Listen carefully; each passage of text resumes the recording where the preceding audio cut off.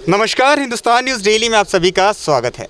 जैसे कि corona virus एक तरीके से पूरा देश रुक गया था, अब फिर से देश ने चलना चालू करा है, जिसमें दिल्ली अव्वल नंबर पे है। इस मौके पे दिल्ली में जितनी तारीफ़ की जाए उतनी कम है। लॉकडाउन के बाद काफ़ी स्टेट्स में बार-बार लॉकडाउन हुआ, कोरोना पीड़ितों की संख्या बढ़ी, लेकिन दिल्ली ने का जो रोल मॉडल पूरे देश के सामने निकल के आया है वो काबिल तारीफ़ है। इस मौके पर मुख्यमंत्री अरविंद केजरीवाल, आम आदमी पार्टी कि जितनी तारीफ़ की जाए उतनी कम है, क्योंकि इस मौके पर जो पीड़ितों की संख्या है कोरोना वायरस के मामले में वो बिल्कुल ना के बराबर आ चुकी है। अब कुछ दिनों में सरकार धीरे धीरे करके व्यापारियों के लिए पोर्टल स्टार्ट करने वाली है, जिस मौके पर व्यापारियों को जो नुकसान हुआ था लॉकडाउन के दौरान वो ठीक तरीके से भरपाई हो पाए।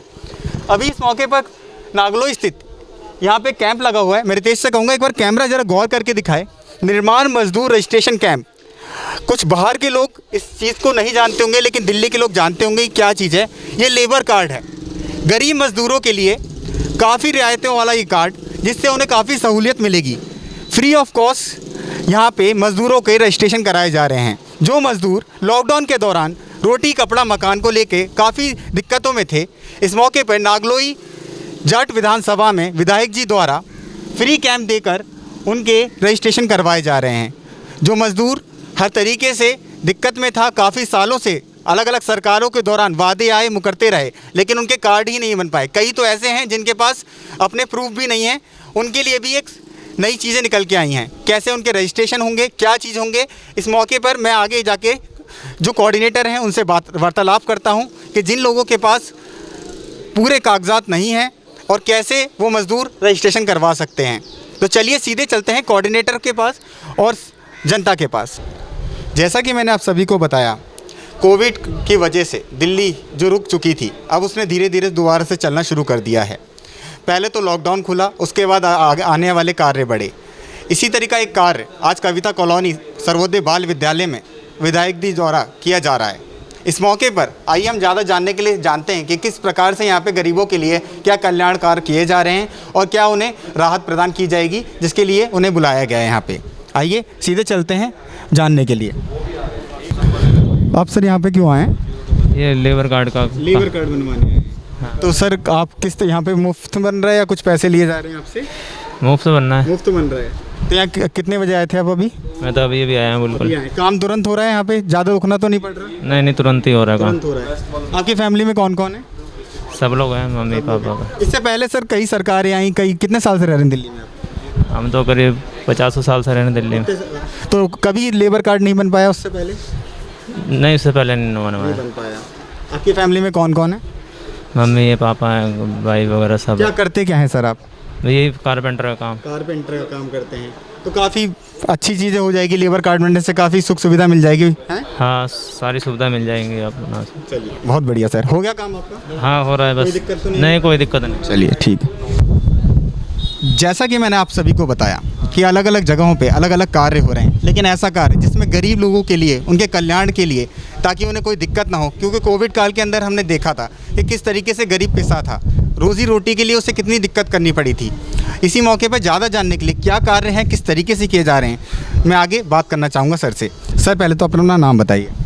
सर मेरा नाम पप्पू छिलवाल है और मैं आम आदमी पार्टी से वार्ड कोऑर्डिनेटर हूँ।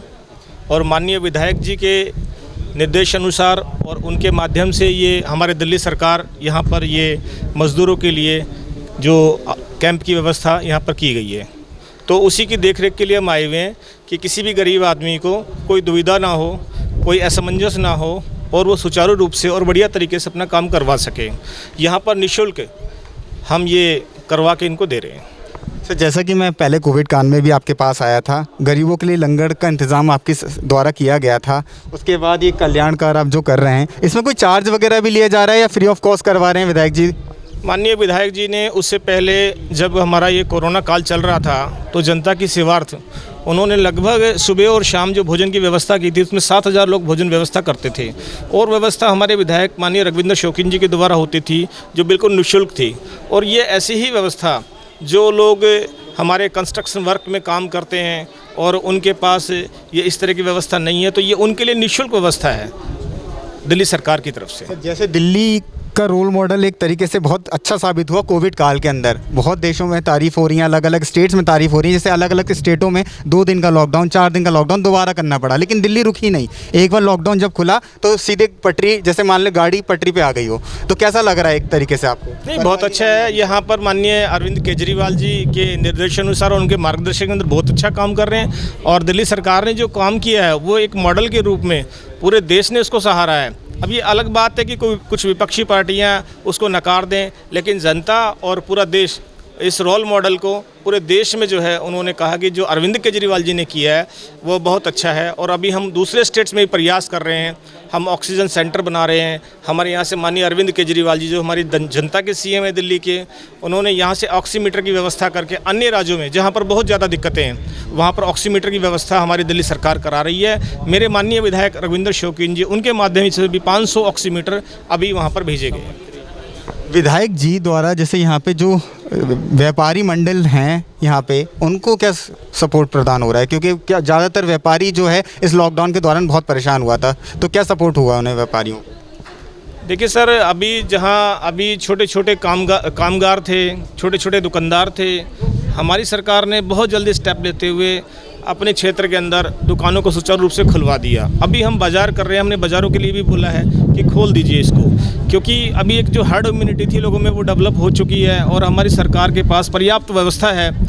चाहे अपना चिकित्सा की जो भी व्यवस्था है उसको लेकर के सरकार दृढ़ संकल्प है और हमारे हॉस्पिटल्स, हमारे पैरामेडिकल स्टाफ्स पूरी तरह से तैयार हैं। बहुत सारे कोविड सेंटर हमारी सरकार ने बनाए और उनके अंदर जिस तरीके का इलाज हुआ पूरे देश ने देखा, दिल्ली की राजधानी ने देखा। तो हमको नहीं लगता कि व्यापारी वर्ग हमारा हाँ विचलित हुआ था, लेकिन अब उसको परेशान होने की आवश्यकता नहीं है। पूरे के पूरे बाज़ार खुल रहे हैं और जो बचा हुआ है उसके लिए माननीय अरविंद केजरीवाल जी ने दिशा निर्देश किए हैं। अभी होटल इंडस्ट्री बहुत बड़े एक उस कगार पे है और पूरे देश के अंदर होटल इंडस्ट्री के अंदर जिस तरह का चल रहा है हमने दिल्ली के अंदर कहा है और होटल इंडस्ट्री खोल दी है। तो इसी तरह से सारा का सारा राजधानी लगभग खुलने के लिए तैयार है। जो छोटा मोटा रह गया उसको भी खोल देंगे, तो कोई इसमें दुविधा नहीं है। व्यापारी वर्ग को चिंता का कोई विषय नहीं है। हाँ, थोड़ी तकलीफ थी, व्यापारी वर्ग ने भी दिल्ली के साथ सरकार के साथ कदम से कदम मिला करके और दिल्ली सरकार का साथ दिया, हम उनके भी आभारी हैं। जिस प्रकार से अभी यहाँ पे बहुत लोग नए लोग नई बातें निकल के आ रही हैं। अभी आपने जल भराव की एक बात सुनी होगी थोड़े दिन पहले, बीजेपी सीधे आम आदमी पार्टी को टारगेट कर रही है। आम आदमी पार्टी के स्टेटमेंट आ रहे हैं कि हमारी भी गलती है, बीजेपी की भी गलती है, लेकिन अब इसमें गलती के बीच में जनता फंस के रह गई। तो आने वाले समय में एमसीडी के इलेक्शंस होने वाले ही हैं, नज़दीक ही हैं, तो क्या ये जो जल भराव की दिक्कत है इससे दिल्ली की जनता को छुटकारा मिल पाएगा? नहीं तो ठहरते हुए जो पूरा हमने देखा सीन क्या हो रहा है, मिंटो रोड हो गया या गुड़गांव हो गया, जो बाईपास हो गया, उससे जब जनता को मिल पाएगा छुटकारा? देखिए, जहाँ जहाँ पर इस तरह के पॉइंट्स आए हुए हैं सरकार ने उनको नोटिस में लिया है और उनके ऊपर बड़े सुचारू रूप से वहाँ पर काम किया है। जहाँ पीडब्ल्यूडी की रोड है, ये इसकी एक बहुत बड़ी जो मेन वजह है वो हम आपको बता देते हैं। जो एमसीडी के हमारे नाले हैं जहाँ से वहाँ पर सफाई की व्यवस्था जो कि मानसून आने से पहले होना चाहिए, उनके ऊपर एमसीडी ने काम नहीं किया। काम ना करने की वजह जो हमारे एमसीडी के हमारे भाई हैं, हमारे सफाई कर्मचारी हैं, उनको पिछले 3-3, 4-4 महीने से वेतन नहीं मिला है। दिल्ली सरकार वो पैसा रिलीज़ करती है, दिल्ली सरकार वो पैसा देती है, तो फंड जाता कहाँ है? एमसीडी को इन्होंने एक भ्रष्ट निकाय बना दिया है, जिसको लेकर के अभी दुर्गेश पाठक जी ने बहुत सारे सवाल किए, बहुत सारी जो वजह थी वो बताई, लेकिन उसको लेकर के बीजेपी संजीदगी नहीं है उसके अंदर। और भ्रष्टाचार का एक एमसीडी अड्डा बना हुआ है। जब तक ये सब चीज़ें ठीक नहीं होगी तब तक ये कर पाना मुश्किल है। दिल्ली सरकार जहां प्रयास करती है और जो दूसरी सरकार है, दूसरे निकाय है, उनके बीच में कहीं ना कहीं रोड़े अटकाए जाते हैं। ये सारी देश की दिल्ली जनता भी जानती है और पूरा देश जानता है। आने वाले समय में अगर एमसीडी की गवर्नमेंट आती है आम आदमी पार्टी में, तो क्या इन सारी चीज़ों से छुटकारा मिल पाएगा? पूरी तरीके से काम हो पाएगा? हाँ, बिल्कुल होगा। आज से पहले जो आप देख रहे हैं हॉस्पिटल की जो व्यवस्था थी, आज जिस स्कूल प्रांगण में हम खड़े हुए हैं, ये माननीय अरविंद केजरीवाल जी और क्षेत्रीय विधायक जी की देन है। अगर इस तरह के रेवोल्यूशन, चाहे वो शिक्षा में हो, चाहे वो एजुकेशन में हो, चाहे वो अन्य किसी क्षेत्र के अंदर हो, उसके अंदर रेवोल्यूशन आया है। अगर एमसीडी के अंदर आम आदमी पार्टी की सरकार आती है या एमसीडी में हमारे चुने हुए प्रतिनिधि आते हैं, तो ये जो भ्रष्टाचार है उस पर अंकुश लगेगा। पूरा देश जानता है और पूरे देश के अंदर लोगों की जो संवेदनाएं हैं, जो लोगों का अरविंद केजरीवाल जी के प्रति विश्वास है, वो चाहते हैं कि एमसीडी आए और निश्चित रूप से आएगी आगे। सर, ये कितने तारीख से चालू हुआ था और किस दिनांक तक लास्ट रहेगा ये कैंप पूरा? ये कैंप तो सर आज से हमारा शुरू हुआ और लगभग 11-12 तारीख तक ये चलेगा। फिर भी अगर कहीं आवश्यकता पड़ेगी तो हम कैंप दोबारा भी कहीं ना कहीं लगाएंगे। ऐसी कोई अगर लोगों की रिक्वायरमेंट होगी, अगर लोग ज़्यादा उसमें अगर भागीदार बनेंगे, उसमें पार्टिसिपेट करेंगे तो हम इसको आगे भी बढ़ा सकते हैं। सर लेबर कार्ड के बारे में एक चीज़ ज़रूरी चीज़ पूछना चाहता था। जैसे काफ़ी लोग यहाँ के नहीं हैं, बाहर से आए हुए हैं, तो उनके लिए कैसे होगा?